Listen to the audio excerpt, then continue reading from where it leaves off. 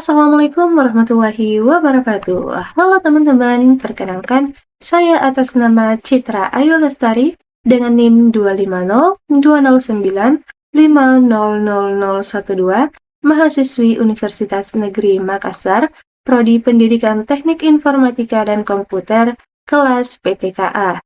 Nah, pada video kali ini saya akan membahas mengenai himpunan dan kombinatorika pada mata kuliah Matematika Distrik dengan dosen pengampu Bapak Fadli Rahman Baso, SPD, MPD.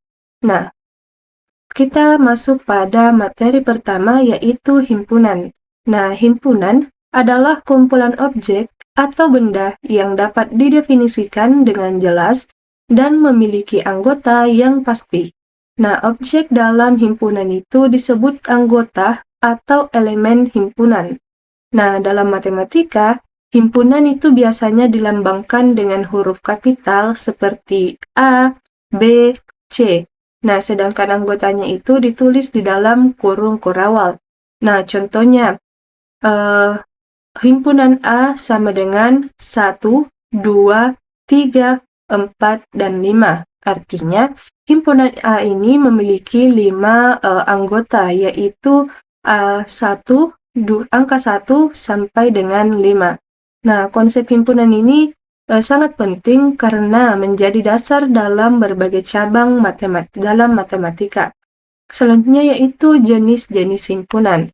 Nah, pada jenis-jenis himpunan ini kita akan membahas beberapa jenis. Yang pertama itu ada himpunan berhingga, himpunan tak terhingga, himpunan bagian, dan juga kita akan membahas himpunan sama.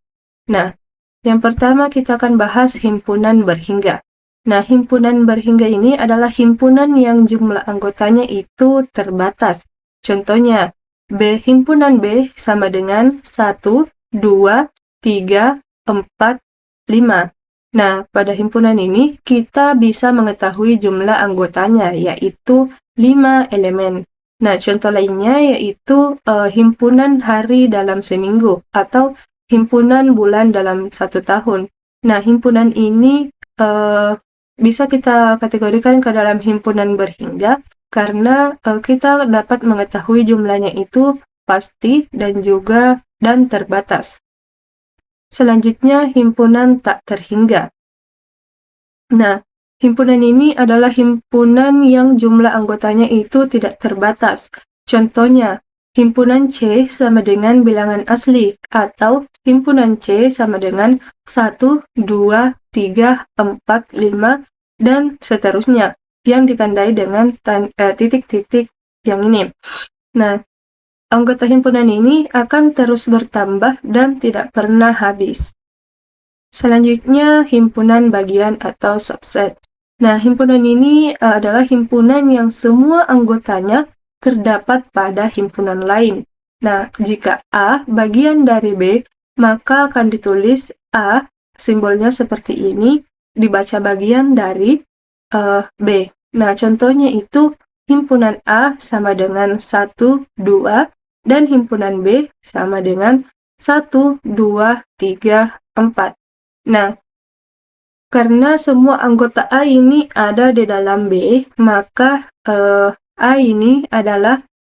kita sebut A ini adalah bagian dari B.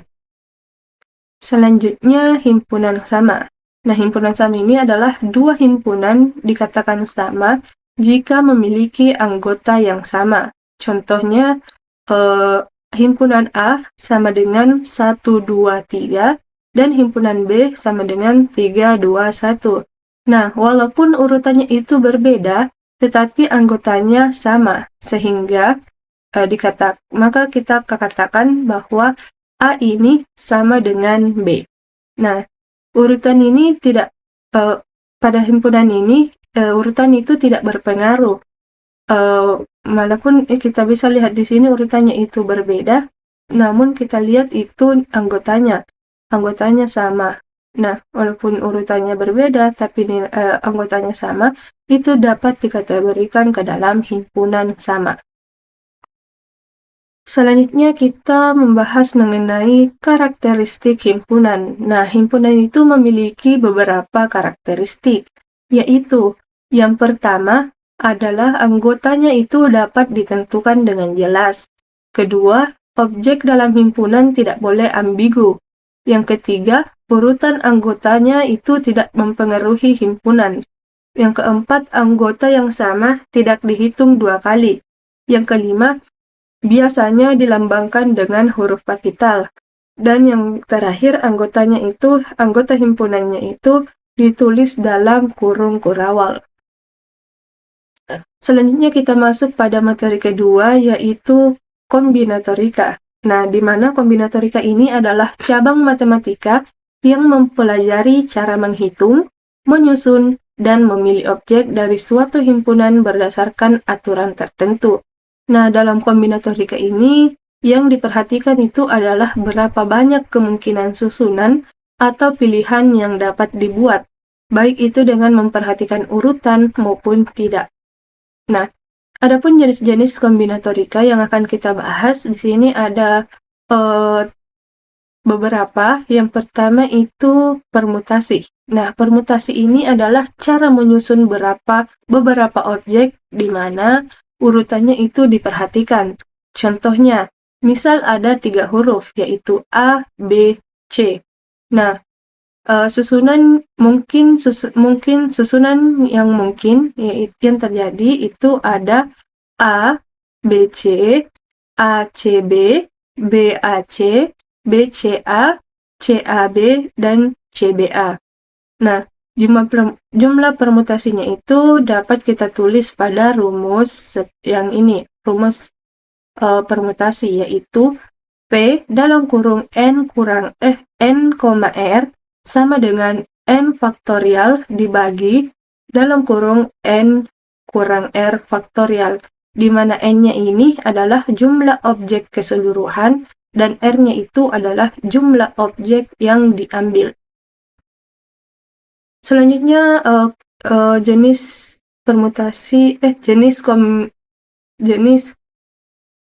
yang kedua yaitu kombinasi. Nah, kombinasi ini adalah cara memilih beberapa objek dari suatu kelompok di mana urutan itu tidak diperhatikan. Nah, jika tadi permutasi itu memperhatikan urutan, kombinasi ini tidak memperhatikan urutan. Nah, contohnya itu memilih 2 orang dari 3 orang, atau dilambangkan A, B, C. Adapun kemungkinannya yaitu AB, AC, dan juga BC. Nah, adapun rumus kombinasi ini yaitu C dalam kurung N kurang R sama dengan N faktorial dibagi R faktorial dalam kurung N kurang R. Nah, N dan R-nya ini sama dengan, artinya dengan,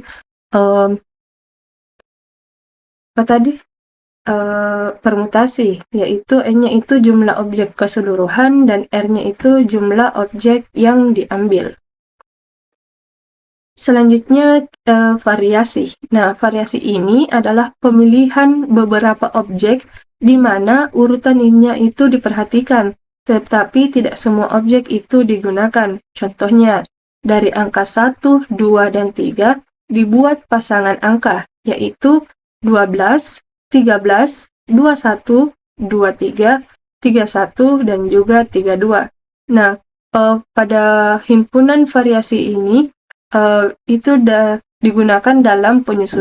sering digunakan dalam penyusunan kode ataupun nomor. Selanjutnya kita masuk pada prinsip-prinsip kombinatorika. Nah, prinsip yang pertama yaitu prinsip penjumlahan.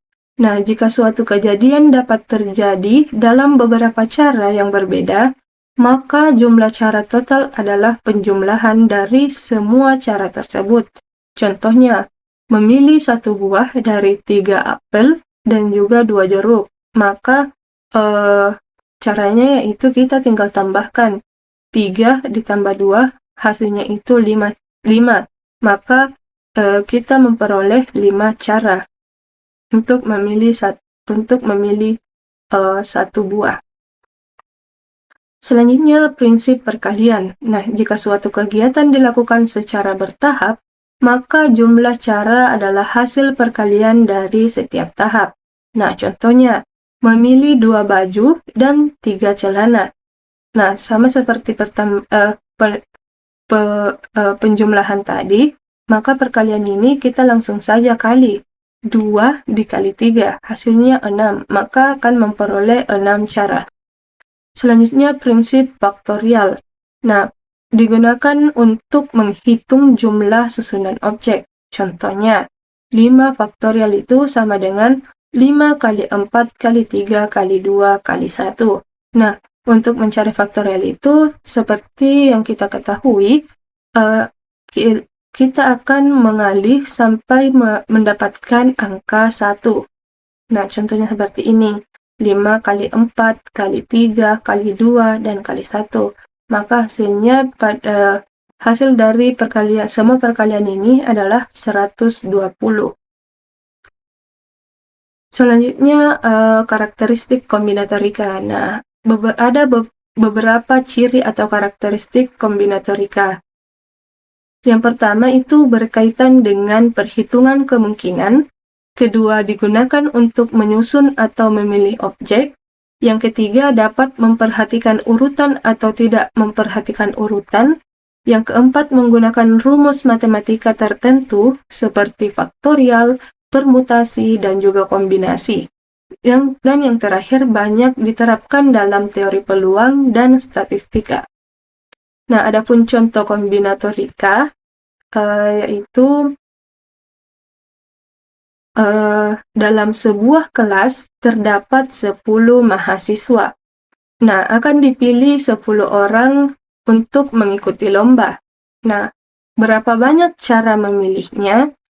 Nah, pada soal ini kan terdapat 10 mahasiswa dan kita diminta untuk memilih 3 orang untuk mengikuti lomba.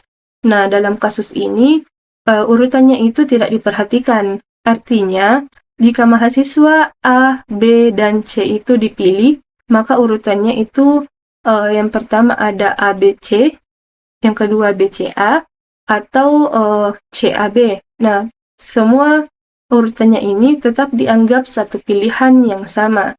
Nah, karena urutan itu tidak diperhatikan, maka metode yang akan kita gunakan itu adalah kombinasi. Nah, untuk menjawabnya, kita memakai rumus kombinasi ya, yaitu C dalam kurung N kurang R sama dengan N faktorial dibagi R faktorial dalam kurung N kurang R faktorial. Nah, di mana kita ketahui N-nya itu sama dengan 10 atau jumlah kita masukkan nilai jumlah seluruh objek atau mahasiswanya, dan R-nya ini adalah objek yang dipilih. Maka kita masukkan nilainya ini pada rumus. Maka itu akan jadi C dalam kurung 10,3 sama dengan 10 faktorial dibagi 3 faktorial dalam kurung 10 kurang 3 faktorial. Maka akan menjadi C dalam kurung 10,3 sama dengan 10 faktorial dibagi 3 faktorial 7 faktorial. Nah, kita lihat rumus kombinasinya itu kan dituliskan C 10,3 sama dengan 10 faktorial dibagi 3 faktorial 7 faktorial, maka kita tuliskan lengkap. Nah, di sini untuk 10 faktorial itu kita kalikan sampai mendapatkan angka 1. 3 faktorial dikali 7 faktorialnya itu kita tuliskan juga. Nah, kita perhatikan pada 7 faktorial ini, angka 7 faktorial ini. Nah, di angka 7 faktorial ini ada memiliki kesamaan dengan 10 faktorial, yaitu sama-sama memiliki 7 dikali 6, dikali 5, dikali 4, dikali 3, dikali 2, dikali 1. Maka untuk mempermudah kita untuk melangkah untuk selanjutnya, kita sebaiknya coret saja pada angka itu, mulai dari angka 7 sampai dengan 1. Maka akan menghasilkan 10 dikali 9 kali 8. Jadi kita ambil saja 3 angka yang ini, karena kita sudah coret untuk angka 7 sampai dengan 1. Dibagi 3 faktorialnya, kita kasih masuk, yaitu 3 kali 2 kali 1. Nah, 10 kali 9 kali 8 ini, hasilnya itu sama dengan 720. Dibagi 3 faktorialnya itu 3 kali 2 kali 1 itu hasilnya 6. Nah, maka 720 dibagi 6, hasilnya 120. Maka kita mendapatkan 120 cara untuk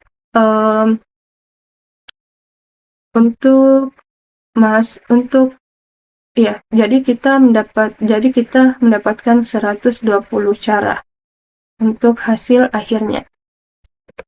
Oke, mungkin cukup sekian dari saya yang dapat saya jelaskan. Semoga apa yang saya jelaskan tadi dapat bermanfaat untuk kita semua. Kurang dan lebihnya mohon dimaafkan. Wabillahi taufiq wal hidayah. Wassalamualaikum warahmatullahi wabarakatuh.